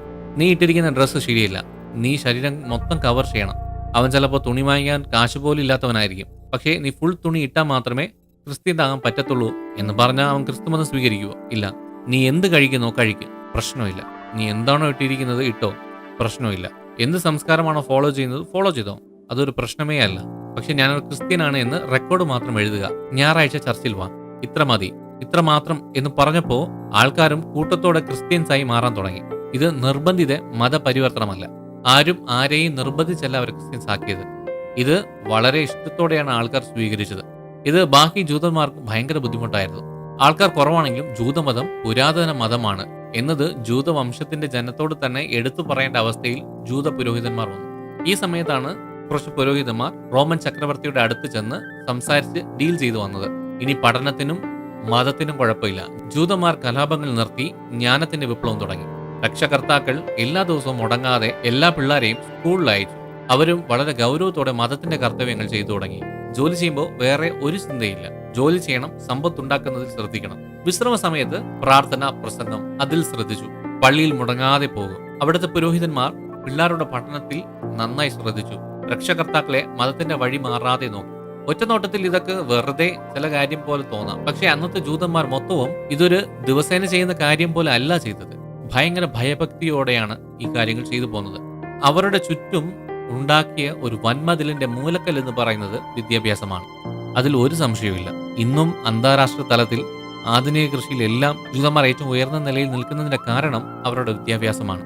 ഈ സമയത്താണ് ജൂതമത പുരോഹിതന്മാരുടെ അധികാര കൗൺസിലിൽ വിശ്വസിക്കാൻ പറ്റാത്ത രീതിയിൽ കുറച്ച് നയങ്ങൾ മാറി. റബ്ബാൻ ഗമാലിയേൽ എന്ന മതപുരോഹിതൻ മതപരമായ ആചാരങ്ങളിൽ ചില മാറ്റങ്ങൾ ഉണ്ടാക്കുവാൻ കാലത്തിന്റെ ആവശ്യകതയെ അനുസരിച്ച് ചില മാറ്റങ്ങൾ ചെയ്യാൻ ആവശ്യപ്പെട്ടു. മതവിശ്വാസങ്ങൾക്ക് എതിരെയല്ല, ജനങ്ങൾക്കിടയിൽ മതഭക്തി വർദ്ധിപ്പിക്കാൻ വേണ്ടിയുള്ള ആലോചന. പുരാതന ജൂതന്മാർ അവരുടെ പാപം മാറ്റാൻ കന്നുകാലികളെ ബലി അർപ്പിക്കുന്നത് ഒരു ശീലമാക്കിയിരുന്നു.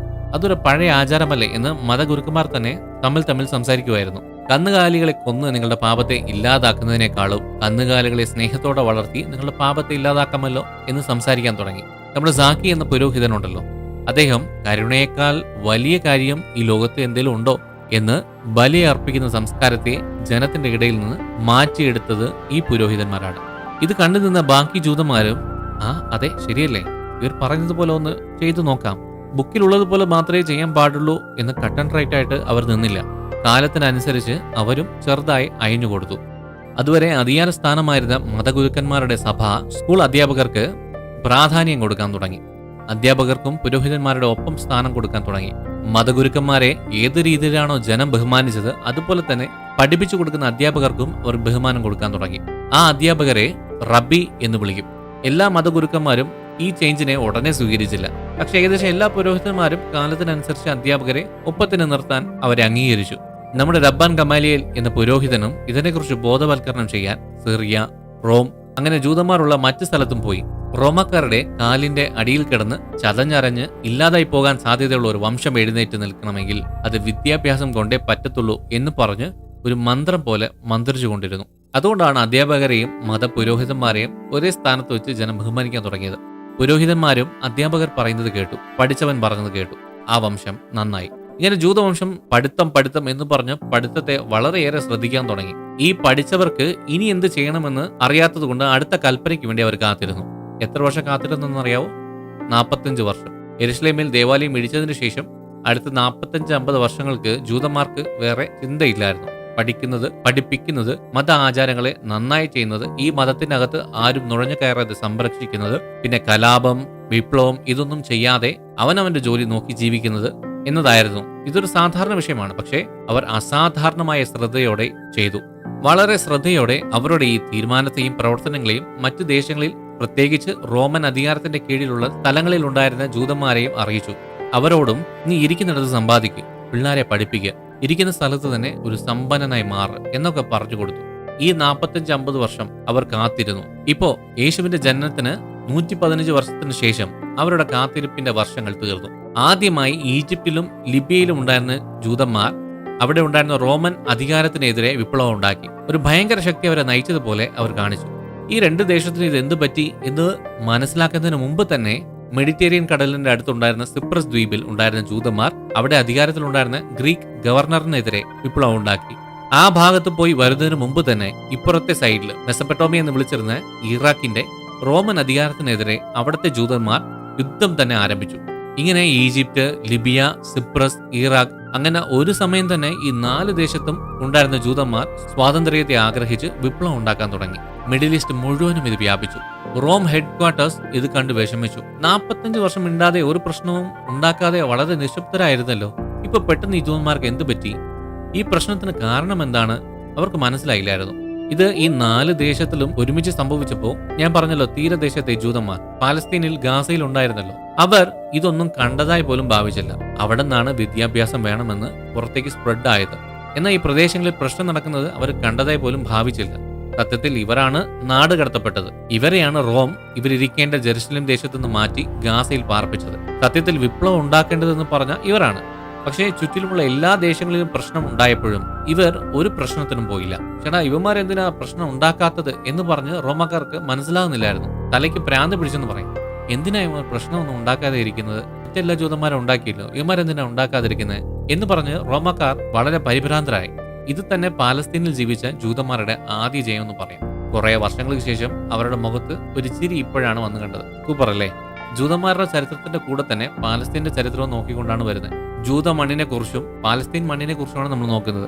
എന്തിനാണ് മണ്ണ് എന്ന് പറഞ്ഞാൽ മണ്ണിൽ ജീവിക്കുന്ന മനുഷ്യൻ മാറാൻ സാധ്യതയുണ്ട്. ഈ പാലസ്തീന്റെ മണ്ണിൽ തന്നെ പാലസ്തീൻ അറബികൾ ജീവിച്ചു, ചില സമയത്ത് ജൂതന്മാർ ജീവിച്ചു, ചില സമയത്ത് രണ്ടുപേരും ഒരുമിച്ച് ജീവിച്ചു. അതുകൊണ്ട് പ്രശ്നം നടന്നുകൊണ്ടിരിക്കുന്ന പാലസ്തീൻ മണ്ണിനെ കുറിച്ചും ഇസ്രായേലിയ മണ്ണിനെ കുറിച്ചും ഇനി കുറച്ച് ഡീറ്റെയിൽ ആയി യേശുവിന്റെ ജനനത്തിന് ഒരു 110 വർഷത്തിന് ശേഷം എന്ത് സംഭവിച്ചു എന്നതിനെക്കുറിച്ച് ഇനിയുള്ള എപ്പിസോഡുകളിൽ നമുക്ക് കാണാം. കാത്തിരിക്കുക. നിങ്ങൾ ദൈവത്താൽ അനുഗ്രഹിക്കപ്പെട്ടവർ.